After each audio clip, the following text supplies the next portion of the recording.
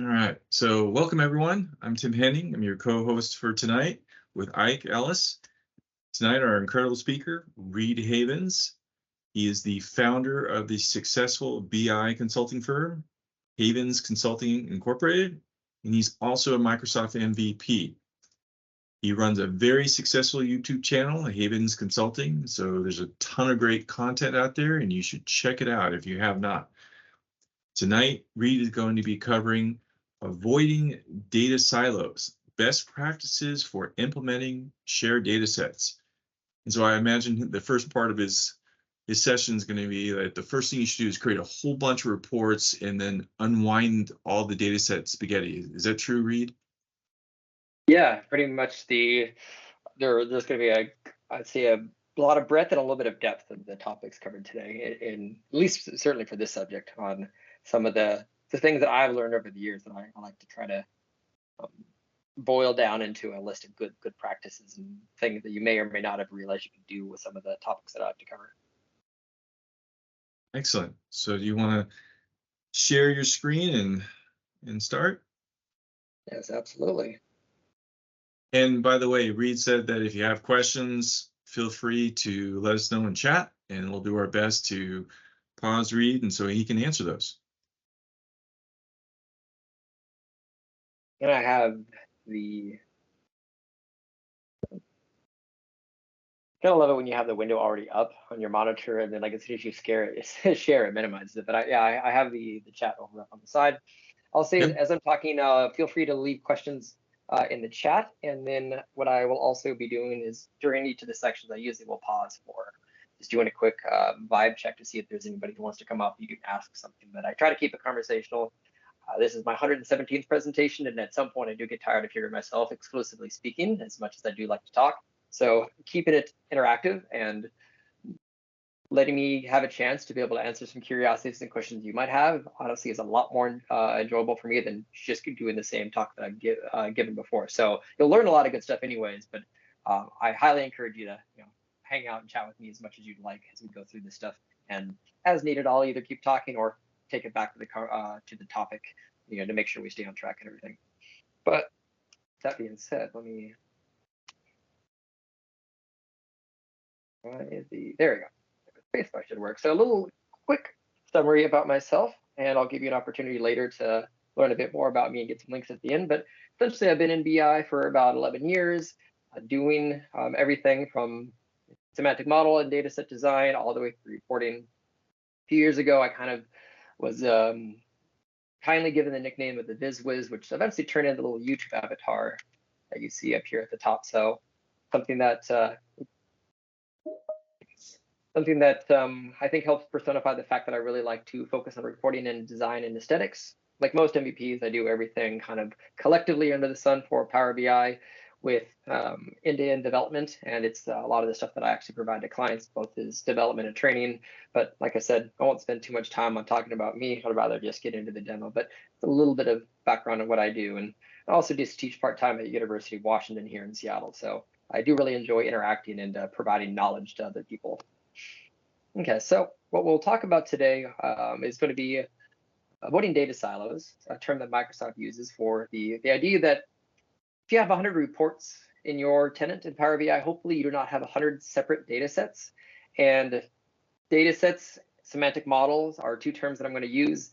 They're interchangeable. I'm still based off of muscle memory, going to continue to use data sets for a while. My slides will probably have them for a bit. At some point, it's going to all change to semantic models, but that's the new term that Microsoft is calling them. That had a very quick little flip of the switch that happened back in November. Not really any warning either, just the labeling just changed in the service.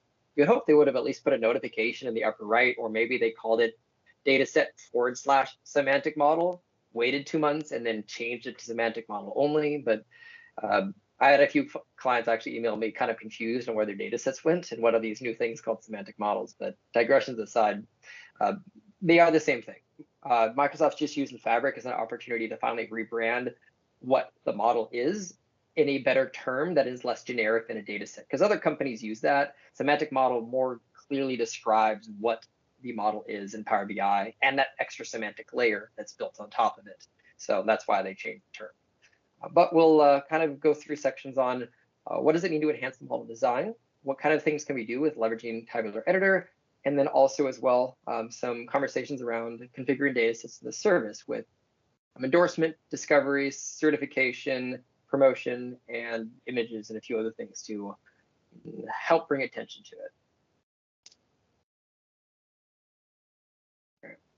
So in the context of enhancing model design, what I'm referring to are things that focus on usability. So model design enhancements from the usability perspective of people building reports off of your data set, these aren't things that are going to make the data model any faster or smaller, but somebody who's building a report off of it, they're going to have an easier time figuring out how to build their visuals, their report pages. And we'll have a lot of conversations on how to configure the fields, how to organize them, also where to include report scoped measures, things that kind of are needed for like custom titles and other stuff. How do we organize our golden data set versus maybe ad hoc reports and other things? So lots of conversations that we'll have around that, but wanted to first talk a little bit about the concept of that and why we need those. So we'll get into demonstrations that talk about all of this. These slides will be available later as well as a PDF that I can provide in the Teams chat, but it gives you just kind of a brief overview of some of the conversations we'll have, and eventually during the demo, I'll talk about some of the reasons why. In general, you have 3 model audiences that you're kind of aiming towards building with these data sets. And our primary focus in this is going to be the fact that we ideally are building data sets that are going to have other report authors and other report consumers.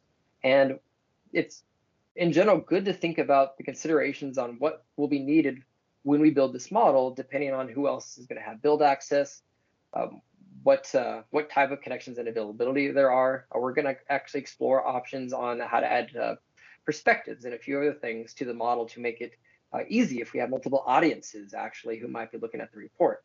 But in general, these are things that from a high level are thoughts and considerations to have. Again, we're wanting to avoid building islands or silos with these data sets and not having a lot of extra ones published into this Power BI tenant, essentially. Should be a Teams plugin to translate terms. Yeah, I know. I will say, though, that I try to use terms as they would be described in Microsoft documentation. So you might, you'll eventually hear me using certain words. Generally, the first time I mention it, I will say why it's used, but I want to make sure that I use terms that if I say X to you, you'll see a Microsoft document at some point using the same word. So I try to avoid words that I personally would prefer versus how it will be described whenever you go look at the Microsoft docs. Now, the reason we're doing all these designs and considerations as a quick recap is the fact that when building a model, the primary one that's usually going to be your golden data set will essentially be an imported model that's built out. However, you have the business requirements for certain configurations, but there are some other types of connection points that are good to consider that will lead to the conversations and the demos that I'm going to go into. So most of your core data sets will primarily be some type of an import model, which combines a series of data sources and everything. It's the things that we've been building since day one in Power BI, and you get the end results of kind of that master model that you have. But when people are doing self-service reporting, that shared data set scenario, the most basic way to do that is to use a live connection against it. So you open Power BI, get data, Power BI semantic model. So again, I'm going to have to keep reminding myself to use the new term, but they get to connect to a model already published to the service, and generally they'll either be in Power BI Online, Azure Analysis Services, or SSAS if you're still using on-prem. But basically the semantic model that's sitting somewhere online in a host server. Now, generally in this scenario, there's not going to be anything extra. They're not adding any additional tables to the model. They're just getting a single feed of all of the your fact and your dimension data, your measures and everything from that. Now, the one thing you can add to this is a couple of report level measures. So maybe the model has actuals minus budget. For your report, you would actually prefer to have it be budget minus actuals. Basically, you want it to be a negative, not a positive number. Easy enough to add, and we'll see demonstrations for that and also considerations for it as well. But this would be the simplest design of a core data set and satellite reports that are all connected to it with a live connection. For Microsoft terminology, if again going to the vernacular and dictionary that they use, this type of a report that has a live connection is referred to as a thin report. So a thin report has no local model. It's getting every once in a while, the Amazon voice plugin thinks she hears her name and she then starts randomly talking back to me. So if you hear her somebody speaking in the background, it's probably because I somehow triggered her name's Puck. Now on the conversation of this, you have the thin reports basically, but if you want to take this one step even further, and will be a great conversation for our for the demo that we'll be going into, is the fact that yeah, see, I can't say her name because it'll just trigger it again. So that's why I'm saying her colloquially. The import button that you see up here where you can make changes to the model, that's a composite model. And this is actually a very important consideration because there's a very consultant answer when it comes to this. It depends. So when do you add more stuff to your master model, the golden data set, and when do you put it in the local report? So composite modeling is really useful because there's a lot of stuff that you might want to add locally. Like you might have extra measures that you need to put at the report layer. There might be like field parameters. So maybe I want a slicer on my page that lets me quickly shift from actuals to budget to prior year to year over year. And there's a very specific order and a set of measures that for my one report that I want, that's something you also can add to your report if you use composite modeling. So this helps you keep your golden data set from getting very cumbersome, bulky, and kind of becoming a Franken model. You know, think of it like a Frankenstein monster. Without composite modeling, you'd be adding a lot more ad hoc pieces onto this master model that are only needed for one or two reports. So I just wanted to preface the initial conversation on the fact that there's three modeling and reporting scenarios that you have. If you need a report, you either build a model from scratch, which is what we're avoiding, you leverage a live connection to a data set. Data's already in there. You don't really need to do much for the report, or you even have the composite model. But this now, given the conversation that I provided, helps to provide some context as we get into the demo on some of these configurations and stuff that we'll be leveraging in Power BI Desktop and also using Tabular Editor. With that, what I do is, as you can see, I have a lot. This one. There we go, golden data set. So some of the things that we can start using and leveraging inside of the already built model to clean this up a little bit. So I'm going to start with some basic conversations. Some of these you may have already been applying to the data sets that you've been working with. Some of you may have not, but at the most basic level, I assume a decent number of us at least hide some of those columns. So at a bare minimum, and I'll say it once, won't repeat, certain things like ID columns, things that are not needed for the report layer, at a minimum, your model should make sure to hide those. Category ID likely is not something that you'll put into a visual, but it is needed for a relationship. So just as a reminder, any of those columns that are needed for backend relationships, but not needed for the front end, easy enough to right click and hide. So that is something that we of course want to make sure to apply to our models. Continuing on those conversations though, we also want to encourage people with the star schema design that's built in our semantic model to have them avoid using the fact table whenever possible. So those are the situations where usually, and again, these are all recommended practices towards a perfect data model that's been built. And most of the time with real world data, we're going to get close to a clean semantic model, but we might not have the absolute perfect one. But in a perfect scenario, we can actually have our fact table entirely hidden. But the reason being is we want to make sure that as people are exploring the data pane, when they're connecting to this to build an ad hoc report in Excel or in Power BI, is that they don't end up confused on what field to use. So if they looked for, as an example, date, we don't want them to have a calendar date and a sales date that they could add to a visual. We would want to enforce that whatever they're looking for, either through the natural expand and collapse or anything else, that these fields, the only ones that are unhidden are the ones that are going to work in combination of everything that you have on your visual.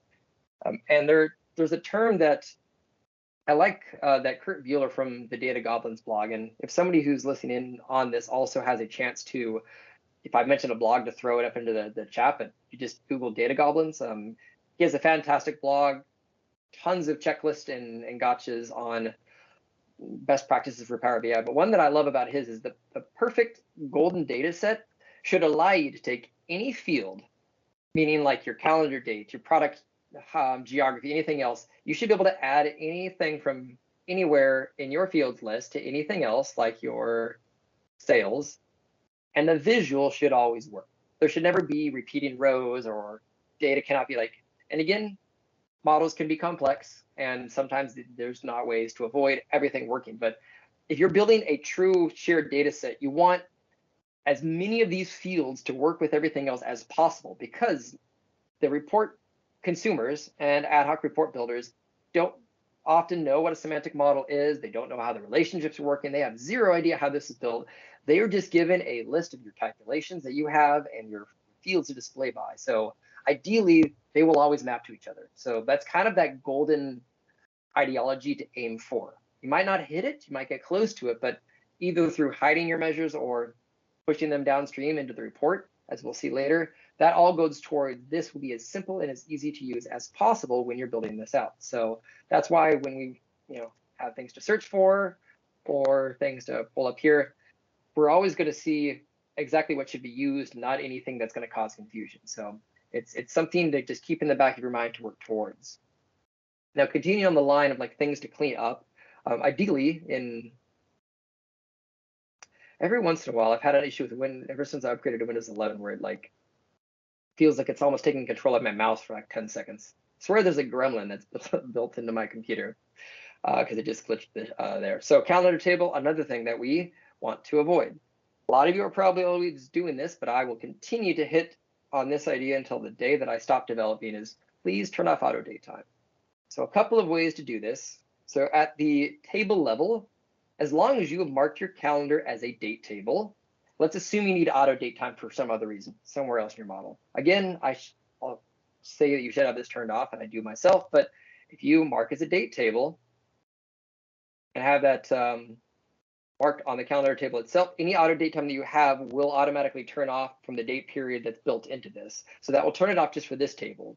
It's also one thing that I use as a bit of a canary in the coal mine when I am looking for someone's expertise in Power BI. If they say they're like an expert or advanced developer, if they haven't marked a calendar table or a date table with that setting, which includes this little icon right here, badge icon, that's where I start to question what else is maybe missed in their development if they've forgotten to mark that.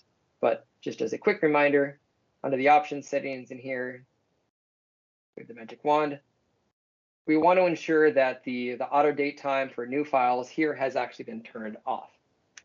So that's something that for new files, and then for the current file is disabled right here. So that gets rid of all those auto date times.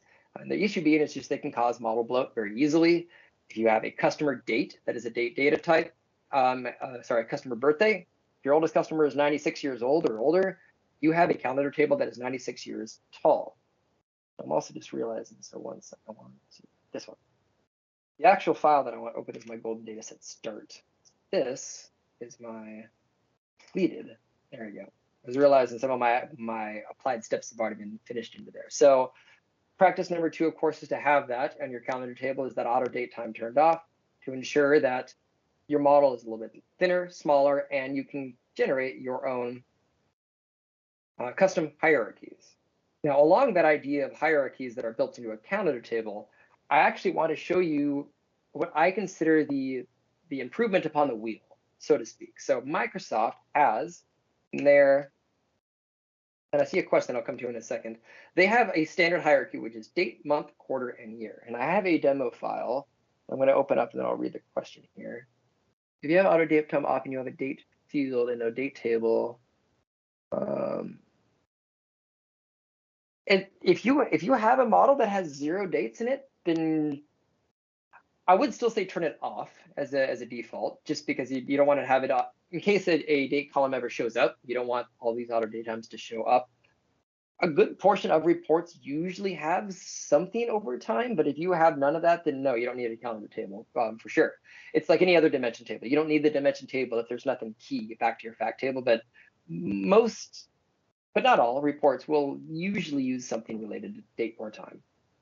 So to the idea of a hierarchy. So the standard hierarchy for date that Microsoft likes to use is what I call a dependent hierarchy.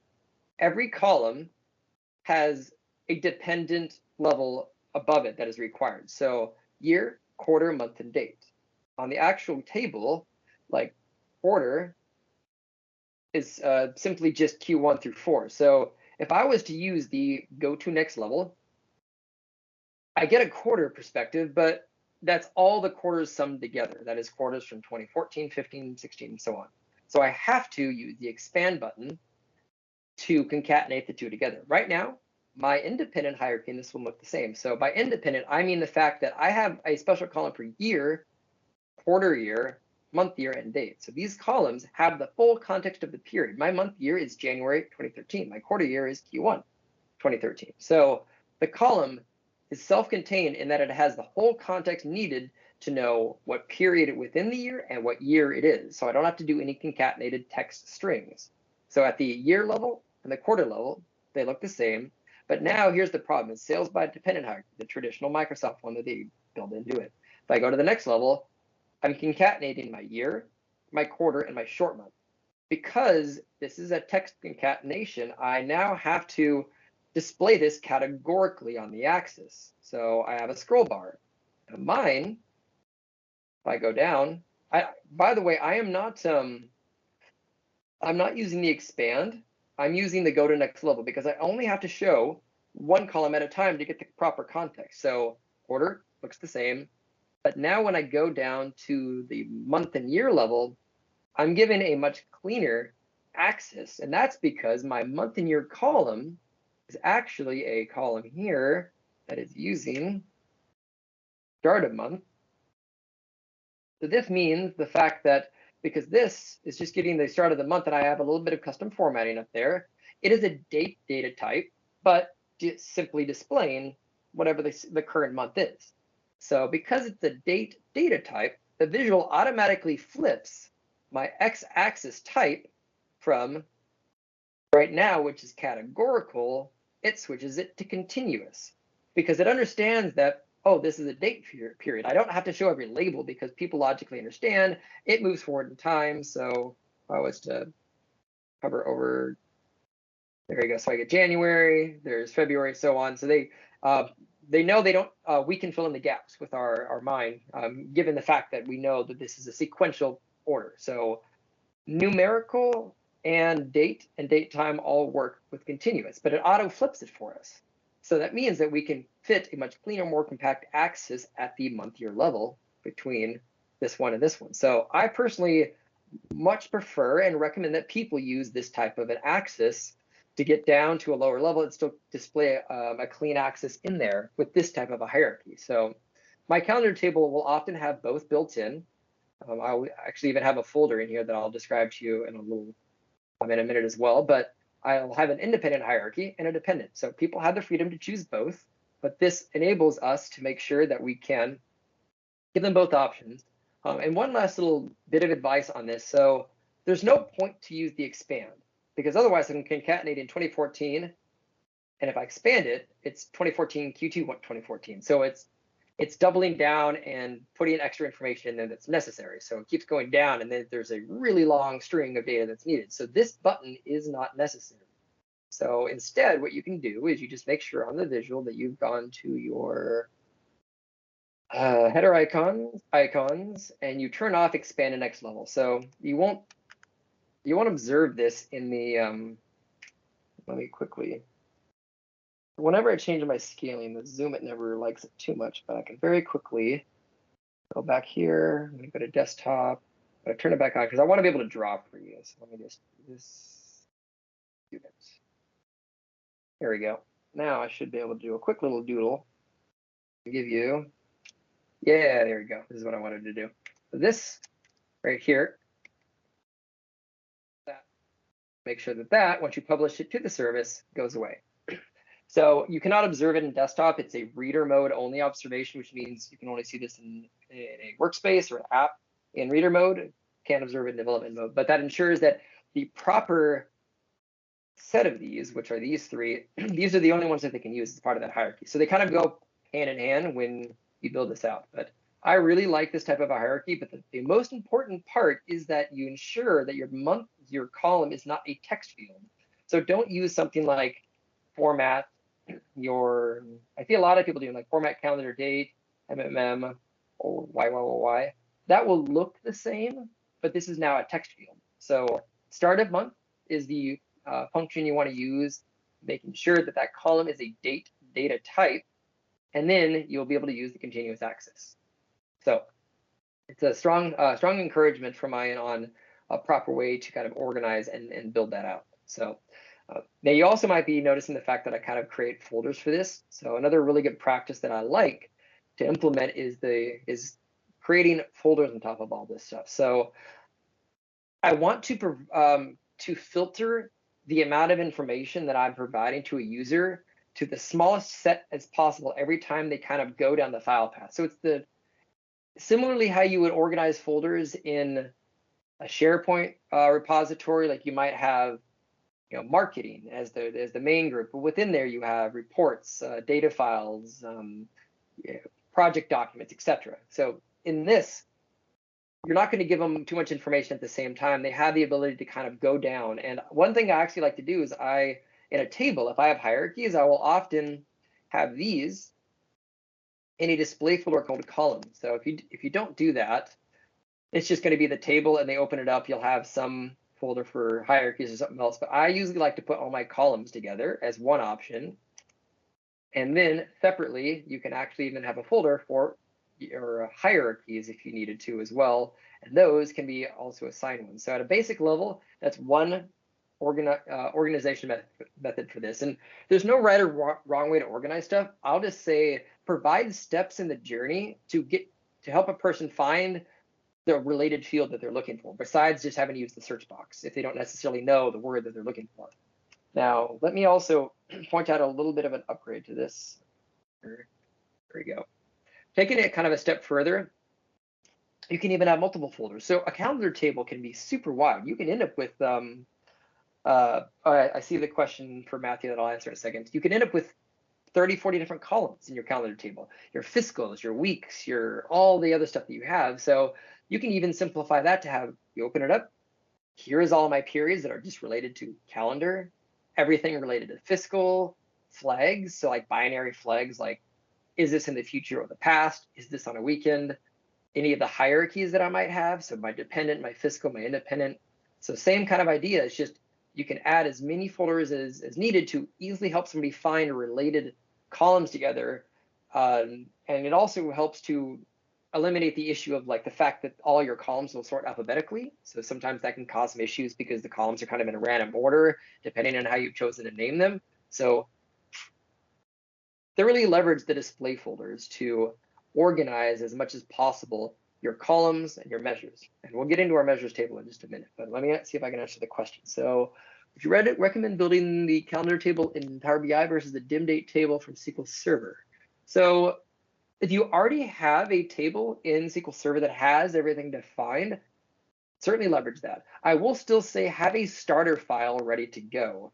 So like I have that I give to all of my clients. I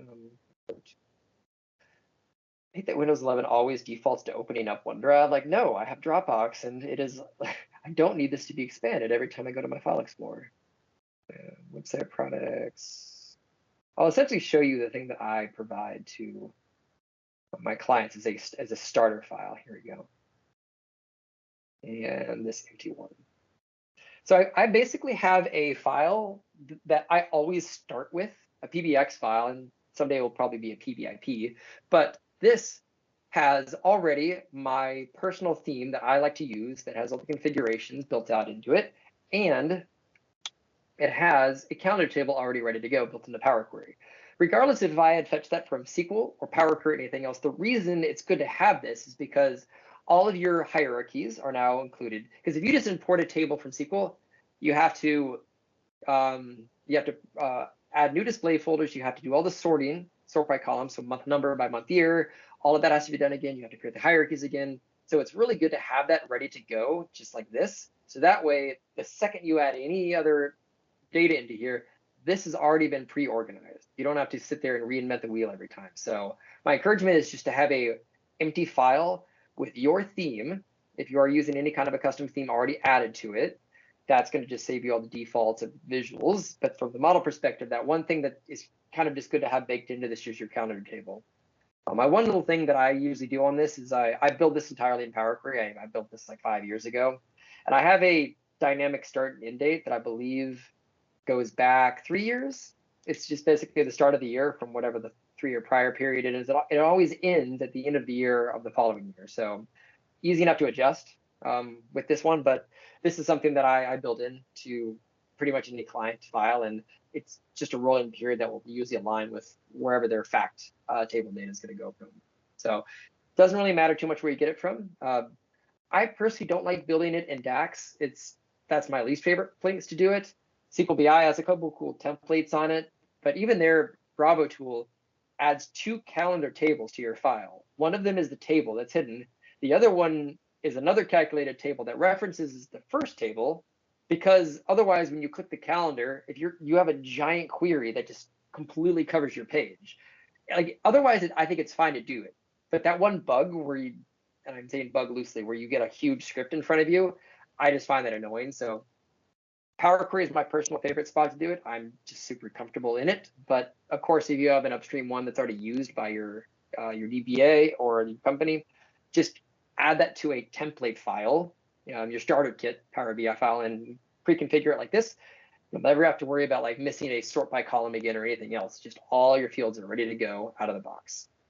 So go ahead, great question.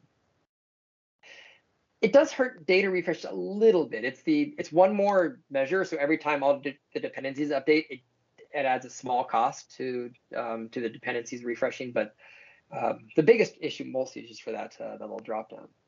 Okay, so we talked about folder organization.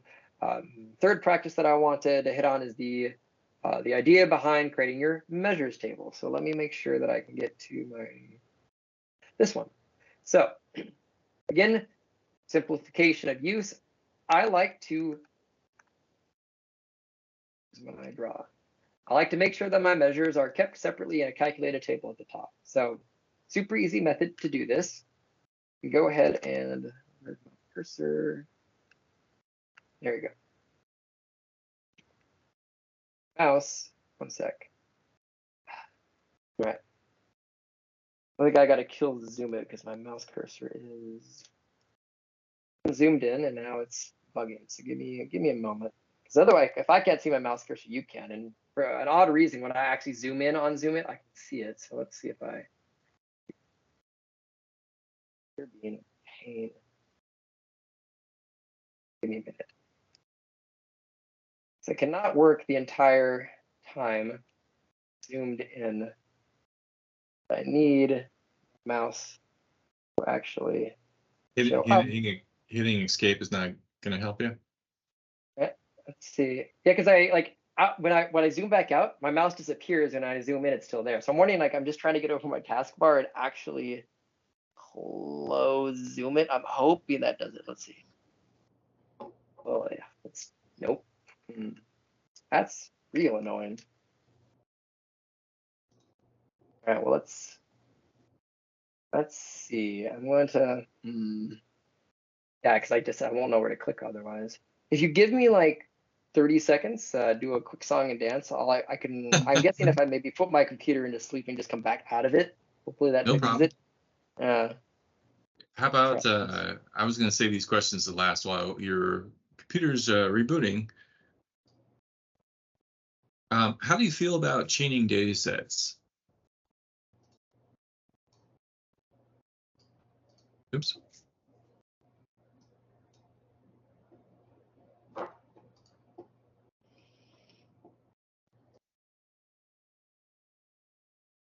Give Reid a couple minutes here.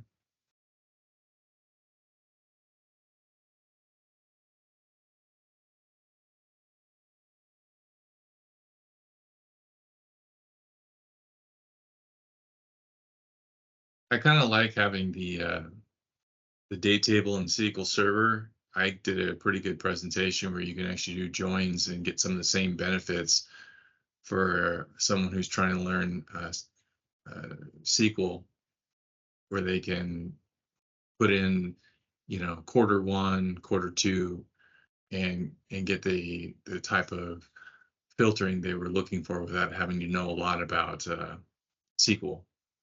So I thought that was a pretty good trick.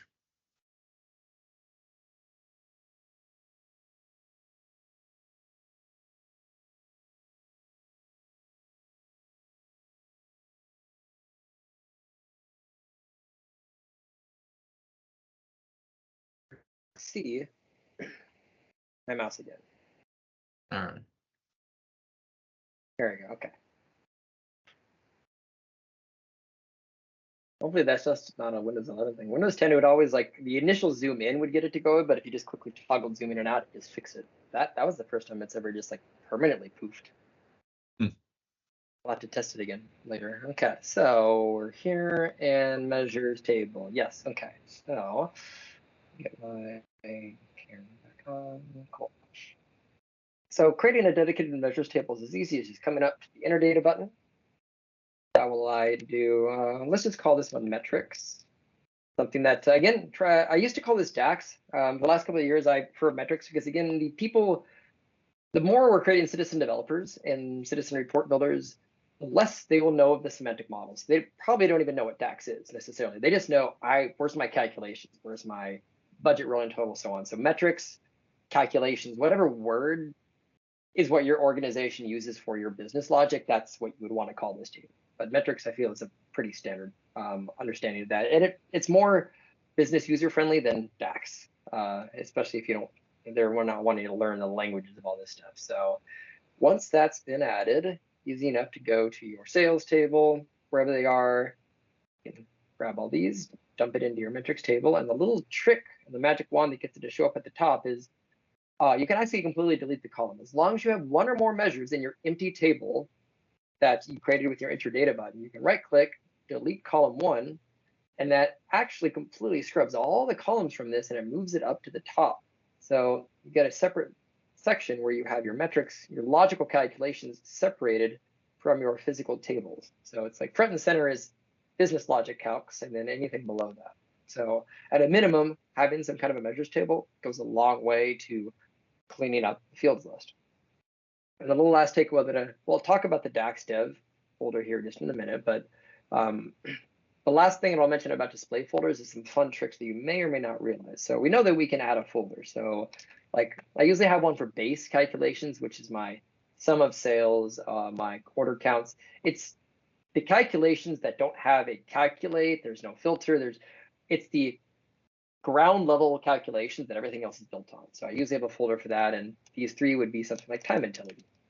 Now, some of you may or may not know that you can also multi-folder and subfolder. So let's assume that I had a calculation that was called the actual minus budget, just for sake of conversation. And so I actually just upgraded to Windows 11 for a couple of other reasons, but there's been a few bugs here and there. But I waited for like a year and a half to finally do it. I thought it was ready. But we have this calculation in here. Actuals minus budget. Where do I put it? Do I put it in a folder called actuals or do I put it in a folder called budget? Where will people most likely look for this if they want to find it in my metrics folder? So you can do both. Actuals, semicolon, budget. And it puts it in both. It shortcuts it. So there's still just one measure in your model, but it has it in 2 locations. If I grab this anywhere to put it onto a page, it grabs it from both. But this way, from a navigation process, if somebody opens this up, oh, well, I want things related to budget. They will see that there. Well, I want things related to actuals. They will see that there. So comparisons that are comparing 2 different universes to a capacity or anything else that you need to multi-folder has an option for this in here, which helps your broad audience find it as they use the path to navigate. So multi-foldering is one thing you can do. The other option you have, if I come back to here, the subfoldering. So actuals, if I do a / subfolder, you can create subfolders as well, as many deep as you want.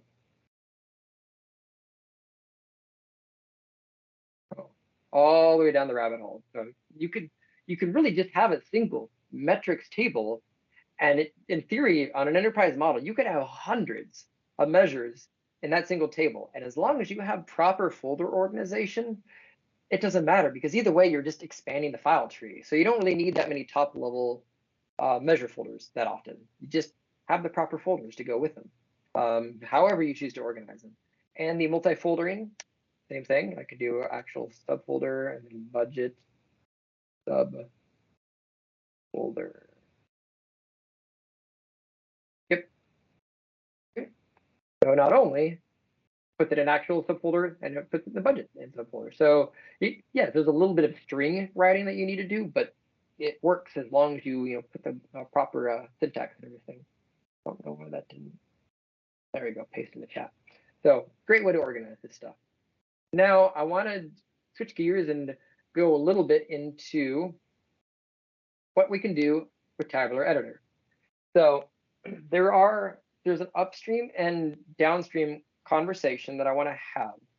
So let me see if I can pull up the. I see this. How do I get this little box? I really wish that little Teams thing that's at the top would, like, I'm trying to unpin it and it is not going away. So I'm going to move this down.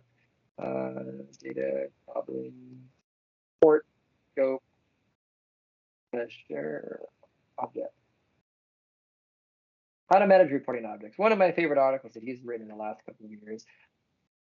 I'm not going to go everything into this article. I recommend doing a deep dive onto this. The stuff that he writes is brilliant. But this talks about everything that you can add that is report specific. So something like a subtitle, like you can write it, you can script DAX to have that in your subtitle. You can write custom titles, calculation groups, visual specific measures, SVG measures to run inside of a matrix table. All of these are items that probably don't need to be added to your golden data set. So these are the things that make most sense to do downstream. And there's a reason that we have options in Power BI, where if I was just to quickly open a new file, and I'll show you some the downstream choices for this. So when you are managing this, when you are the dataset owner, if you are managing a shared dataset, I would encourage you to usually, for anyone who is making a request on something to add to the report, first have the conversation of how universal is it. If you have like a field parameter that's going to be let you change the visual from actuals, budget, and forecast, that's a fairly common pattern that I can envision a lot of reports might want to use. So maybe you have that in the core model. So things that are going to be used in a lot of reports, keep in the data set. But once you start getting into those very specific items, so I'm just going to connect to a data set, golden data set here. We'll talk about certification in a bit, but if I need to add extra measures, super easy to do, and they've had this available for years, where you have a measures folder all ready to go. You can add at the report level any new calculation you want. So if I was to do something for like a custom visual title, what was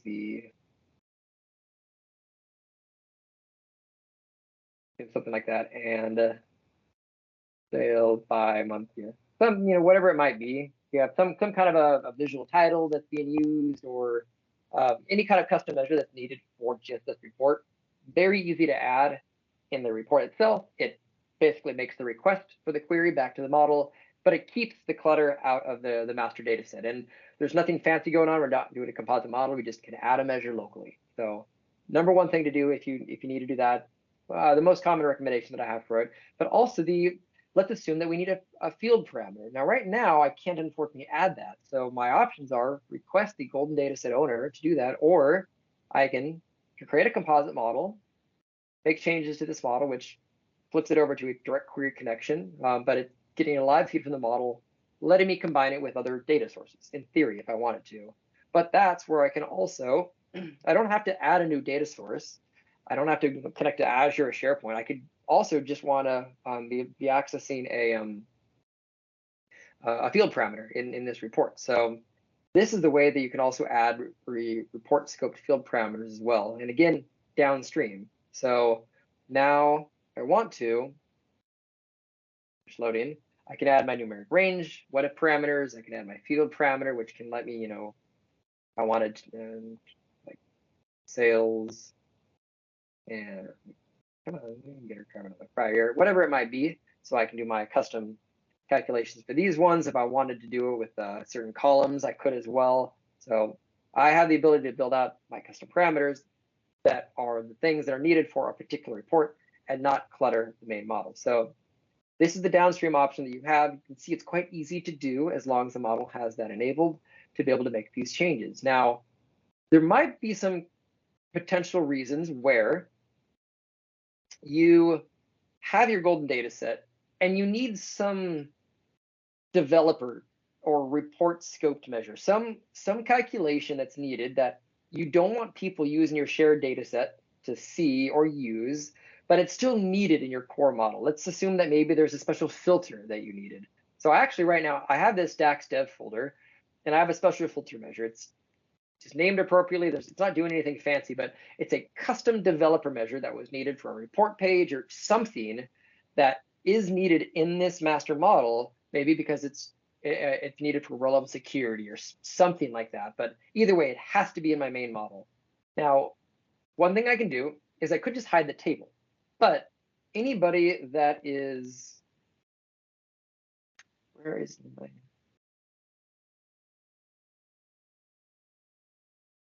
Windows 11 is like, I'm trying to open, there we go, my exposition. So I'm just trying to show you an example here of the fact that you can still view hidden. It's behind the curtains, but it is not completely invisible to the user. So if I was just, again, go to my golden data set, I always have an option with a live connection to view hidden. So it is partially hidden, but not entirely hidden. So if you want something completely removed from anybody to ever have the actual option to come in and see these hidden fields, we actually have a setting built into Tabular Editor to do that. So this DAX dev folder can go away entirely. I can get rid of it by coming up to external tools and using Tabular Editor.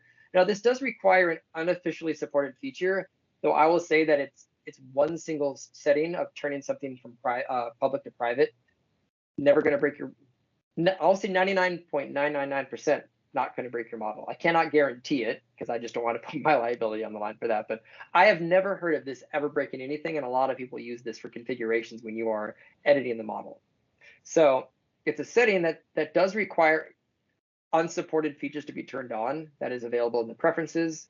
Tabular Editor is covering its own back by saying that allow unsupported features not recommended. But again, there are plenty of safe features to implement here. They are also just covering their backs on things that have not been part of the desktop hardening process on configurations yet.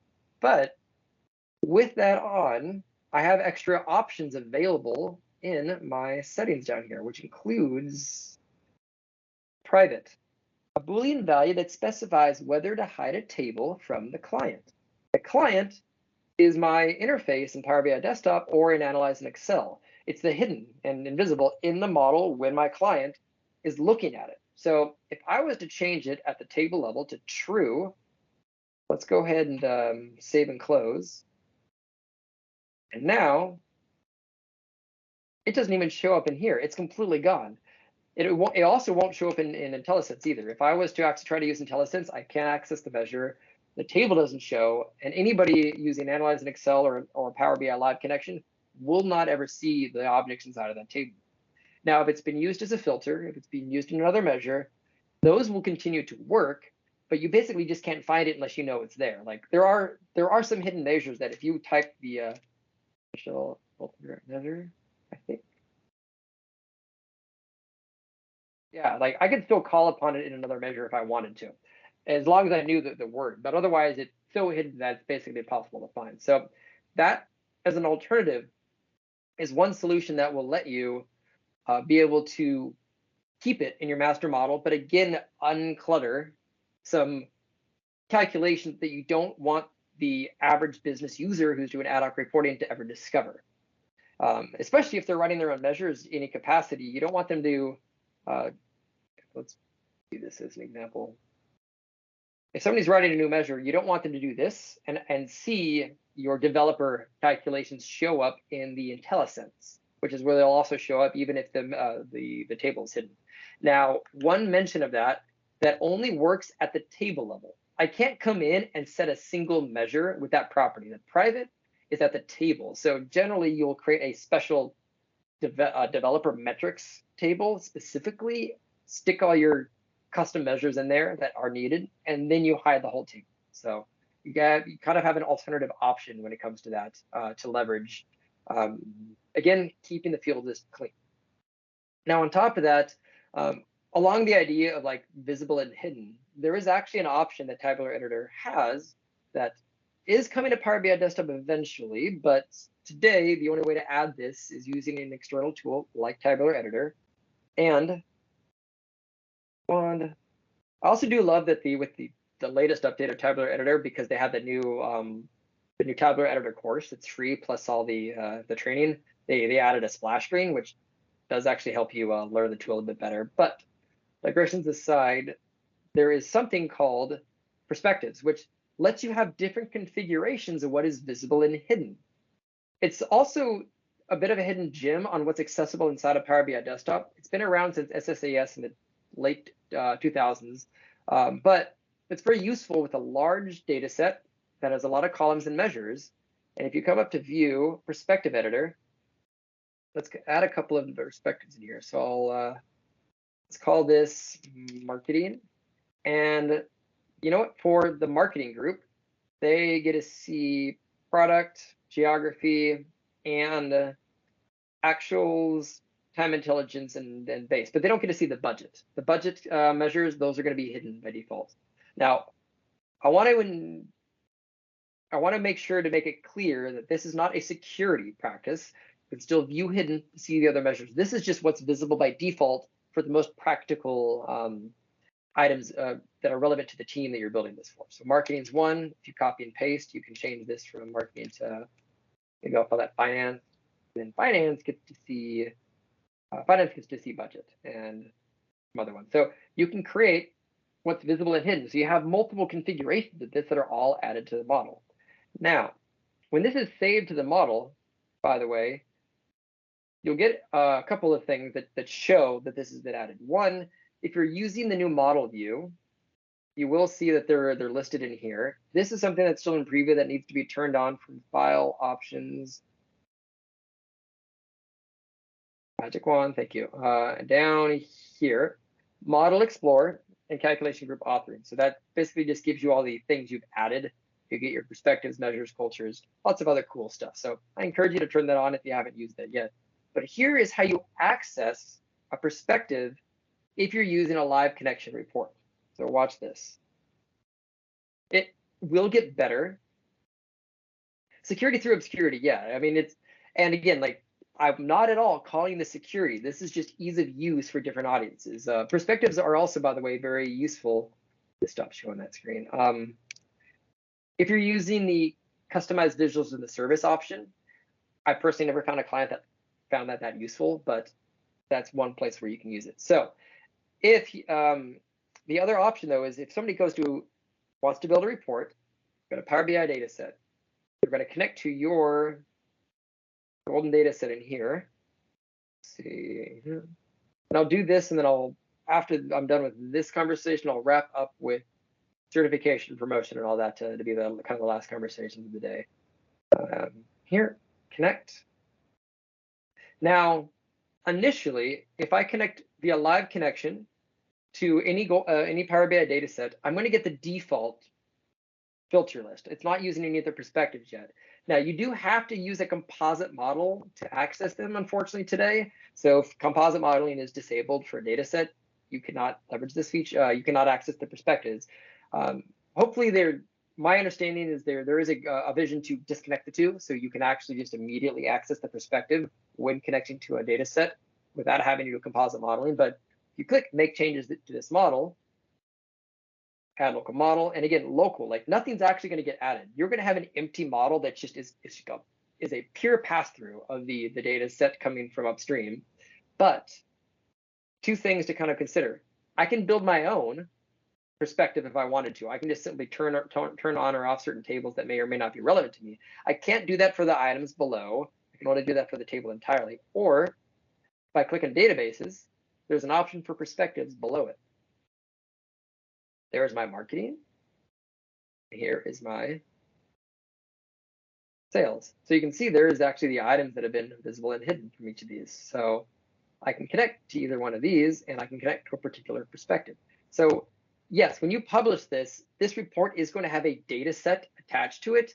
That data set will be entirely empty other than what's being passed through from the main model. But this lets me then access that perspective that has that particular configuration of visible and hidden.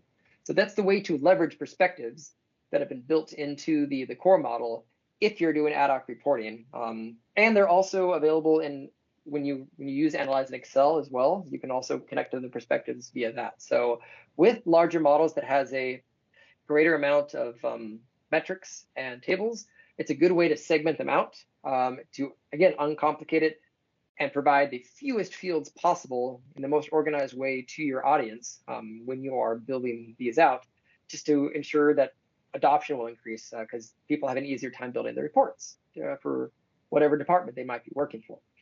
But a couple of things that hopefully lets you leverage Tabular Editor a little bit better as you're building some of this stuff out. So let me go back here. Okay.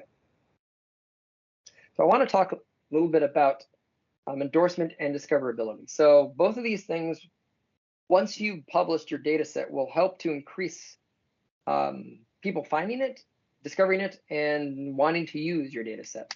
So at the basic level, you have options for promotion.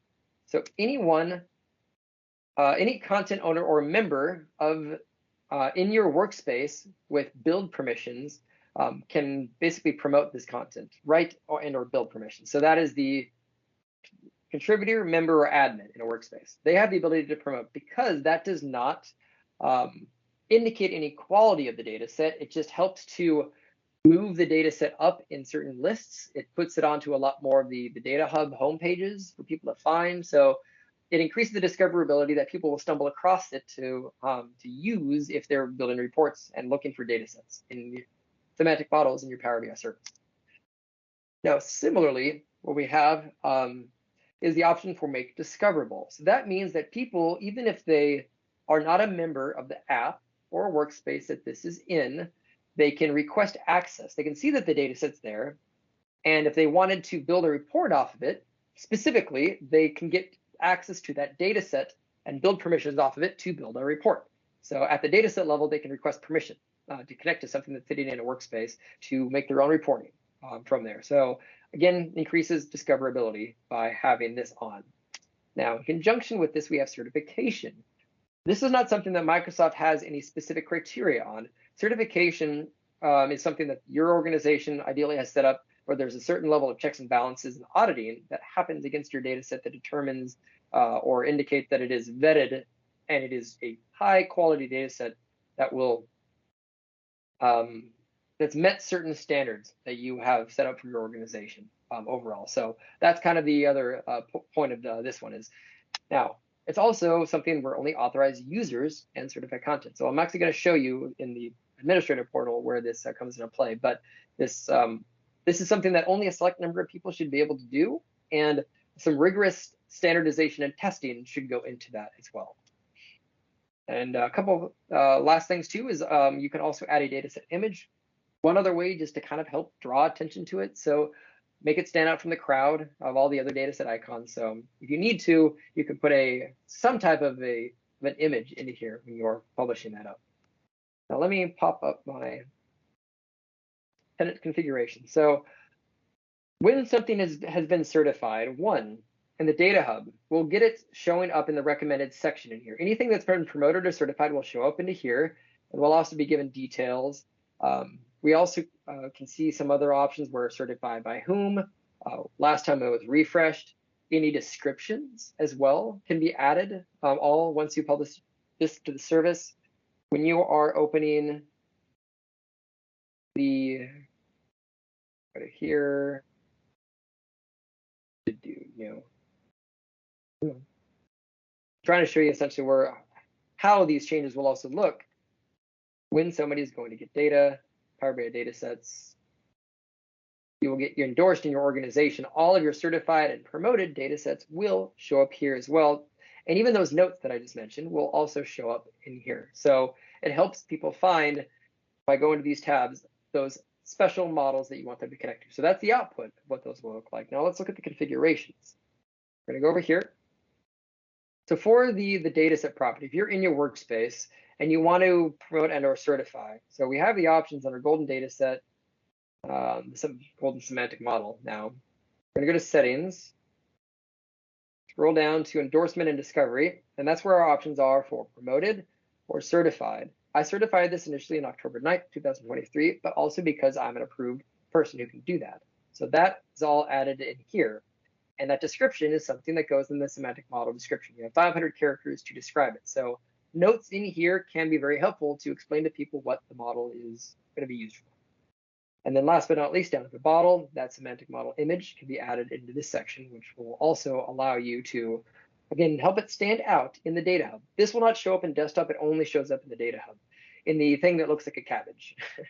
I think they were trying to go for a wave, but yeah, kind of, especially when it turns green, it looks a bit like a cabbage icon. So the way, though, to get permissions for certifications is your admin, global admin in your Power BI admin portal, needs to certification. I love that they added a search box for this, by the way. It makes it so much easier. There's two options, export and sharing option, certification enabled. And I would recommend that for your organization. I only have 3 people in my company that are full-time employees, so I don't need to have a few individuals to do cert. But you'll generally have some Active Directory group in here that are the people that are allowed to do the certification approval. They would go into this section. A few other settings, but also the fact that you can choose whether or not you can make certified content discoverable here at the admin setting. But all of that collectively will help to drive adoption and promotion and certification of the data sets once you have it in the service, because this is going to take it that final half mile in the marathon, is to make sure that the people can find this. If you're really building out a shared data set, that's going to drive a lot of this discoverability for using this data set as much as possible. See a question from Aman. So in a large org, not mine, is certification manageable by API to audit with the age of each artifact, maybe enforce a renewal process? So it's a great question. I don't know if you can change the certification via the API. I'm actually curious. I've not done that myself via the REST API update data store. I would think probably not, but you know what? Like, leave that with me. I do have this group chat on there, and I'm going to just make a note because I have a nice little Slack group of a few hundred MVPs and some others that I can ask them for. So I'm just going to copy this. I'll paste you a response letter to that on whether or not that is something that can be connected to via that. They've been adding a bunch of APIs, so that's why I can't say definitively. But great question. I will say, though, as that's right around the end of my wrap-up time, so I want to open this up for open questions and also maybe give some links for you as well to explore. So we're going to do this, and always forget the keyboard here. It's just plain text. Here are the links that we have. You're welcome to reach out to, which includes presentation PDF links, any of my services that I provide, via consulting online, and some of the files and templates. Check out my YouTube channel if you like some of this content. And I encourage people to always reach out to me on LinkedIn. But the thing that I find to be particularly fun is if you are interested at all in maybe some consulting time with me, I provide an option to use this QR code. It will sign you up for a raffle, and I draw a name out of the hat from that raffle to win a block of chat time with me, consulting time. So you can pick my brain on anything Power BI, anything kind of related to Fabric, Azure, stuff like that, and maybe get some assistance or bounce some ideas off of me, and we get a chance to chat. So feel free to sign up for that if you'd like. It's entirely free to do that, and basically just signs you up for my blog. And if you want to, you're welcome to cancel immediately from MailChimp for that. But that's how it puts your name into the hat for that. But as I'm wrapping up with this stuff now, I'm also happy to kind of open up to general questions. You can either type a question into the chat, feel free to come off mute as well, whatever you prefer. But that's about it for the official part of the training, and moving on to more Q&A if there are any. So, Reid, if I hit the raffle sign up and I sign up like 100 times, do I get all those hours, consulting hours for you for free? Right. If it glitches to letting you win 100 times, right?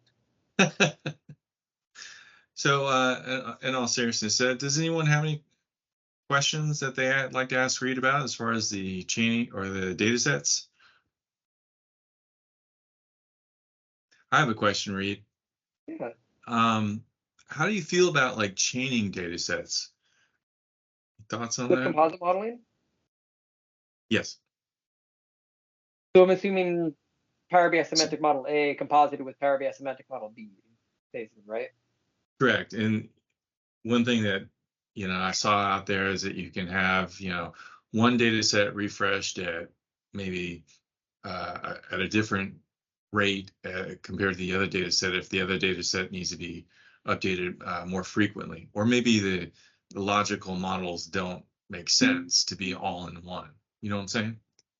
So I feel like composite modeling with two data sets, now that we have lakehouses, will start to become less common, because the way I treat it is it's in the Matthew Roach. Yep. It's not a quote. It's something. There's a term to call it that's better than a quote. But the as far upstream as possible, downstream is necessary. So Yep. if you are for the scenario that you need to get a dimensional table from another data set, ideally that is in a data flow, a lakehouse, or a warehouse already in Power BI, where you could, I would just say, import it. Like, in dimensional tables aren't that big, so a couple thousand rows, something, just grab it from the upstream data flow, wherever that's being parked in your Power BI service, because that will be faster than doing trying to composite model the two, and you add an extra 5 megabytes to the model, so it's honestly not that big of a deal. So dimensional tables, I'd still try to keep just imported when possible, versus trying to fetch that from something else and slow down the whole report. Yeah. And then your other scenario, which is you have a massive fact table in your second semantic model. That also can be an upstream thing. Take that, park it in a lakehouse, and if you have Fabric and you have a direct lake connection, near import performance anyways. So that one table that's sitting, fact table that's sitting in the lakehouse, can then be direct laked into any number of data sets there. So you are composite modeling with lakehouse, but that will actually be faster than the direct query composite modeling you need to do with another semantic model. So I think the composite modeling will continue to be useful, but I think the biggest reason for that usually will be a data set with other import tables rather than data set to data set, because that came out before we got Fabric, and it was servicing a need that Fabric is kind of now providing in its own way for those large fact tables that you're recombining. So for people who don't have it, obviously it's still a very viable solution, but it's just slower by a little bit compared to maybe doing a direct lake connection against a data lakehouse in Fabric. That's good. And Maxim, thank you. That was the word that I was looking for. Yeah. Which is Maxim. I love the T-shirt too that Johnny Winter, Grayscale Analytics has. He wears that all the time. It's something that I've used many times with my clients. So what is your process for you to logically segregate data into a data set? And like, when do you know it's time to maybe split out, a giant monster data set into smaller ones? There's no, it's the consultant answer, of course, if it depends. I'd say having an entirely separate data set that's usually by the time, like if your composite model ends up adding 50% or more like additional items, it's probably no longer necessary to necessarily have a composite model versus a new data set. So like when I do composite modeling, most of the time it's because I'm adding one or two extra tables, like maybe there's a custom, employee hierarchy that's being used, a few extra measures, small things, 5 or 10%, added stuff to the model. Mm-hmm. Once you get to like 30, 40% or higher, then make sure that any Power Query queries that are processing are upstream, so they can at least be reused. But then, yeah, that's an opportunity to having those. So I always start probably with the idea of like, can this just be a composite model? But if it's so big and bloated, and you're rebuilding half the composite model with the core model anyways, maybe just turn that into a regular dedicated data. And you can still technically grab a couple of other tables. Like, your new semantic model could still be getting a direct lake connection from it. I envision that at some point in the future, there aren't going to be too many golden data sets left that will be entirely import. They will be mostly import, but they'll still probably be fetching other stuff as needed from around the universe, because the goal with the Fabric platform is to is just shortcuts between lake houses and all this other stuff, but it's to try to have ideally like one copy or as few copies of the data as possible, and it's used in as many locations as you need, but just with links to it without really any loss to performance. So some type of quote unquote composite model is how I envision most of the core data sets will be built off of sometime in the future. Yeah, makes sense. Okay, so we had a couple questions here. I don't know who came first. I'm on, if it's okay if we can just. Yes, go ahead. Benjamin, you want to go first? Yeah, so I'm a bit more of a data engineer, and I'm diving pretty deep into Power BI, but I'm also doing some architecture analysis. And I just wanted to ask with dealing with these composite data sets, or just maintaining these data sets, I'm kind of looking at Databricks and Fabric. Personally, I have a very strong preference for Databricks. Not only do I have a lot more experience with it, but I find that the developer flow, including basically one of the biggest things would be version control, just the ability to keep everything version controlled, the simplicity of it. But I know that Fabric kind of has like first-class citizenship with Power BI. So I just wanted to see if you could speak to kind of like managing data sets, like if there's any like if you could point me to any like issues that I might want to like think about if I'm looking at Databricks as a solution and integrating Power BI through Fabric, or however they do that. I'm not as a professional in that regard. I'm still getting my hands dirty over here. So, I mean, one thing, since you mentioned version control, certainly leverage the fact that like Fabric workspaces have Git integration with Azure DevOps, and they'll eventually have GitHub as an option. But the new Power BI project files that came out in June, you basically do the folder and file like segmenting of all the elements of the reports. So, like that's one way to very much upgrade your file management, at least from the semantic modeling report view, if you want to. That's awesome. That's another note that I'm working with a data analyst to kind of get together, because right now it's a very manual process. We have individual repos and downloading the PIB files and then using desktop to update the models, but it still like doesn't really have like code review kind of in its certain like essence. But I do appreciate that comment. Yeah, no, absolutely, and also just as a small recommendation is between myself and I also have actually I do a lot of code development with Steve Campbell, who does a ton of enterprise versioning, and he's the one who built that like hot swap tool that actually lets you change connections and a bunch of other stuff. But if you at any point ever need any architectural guidance from us, we're feel free to reach out, and like we'd happily hop on a call. I've done probably about 6 or 7 soft deployments for clients who are really trying to figure out how to properly configure their environments. But additionally to that, just on the idea of Databricks, the one thing that a lot of clients do if they're more comfortable with it, because Databricks does work with Parquet, it creates Parquet files. So and they're built a little differently than how Power BI like has an and the semantic model in Microsoft has its own algorithm to do the compression, but it is still it's still a Parquet file that can be moved over. So a lot of people have actually built a very clean pipeline where all of the work's already been done in Databricks.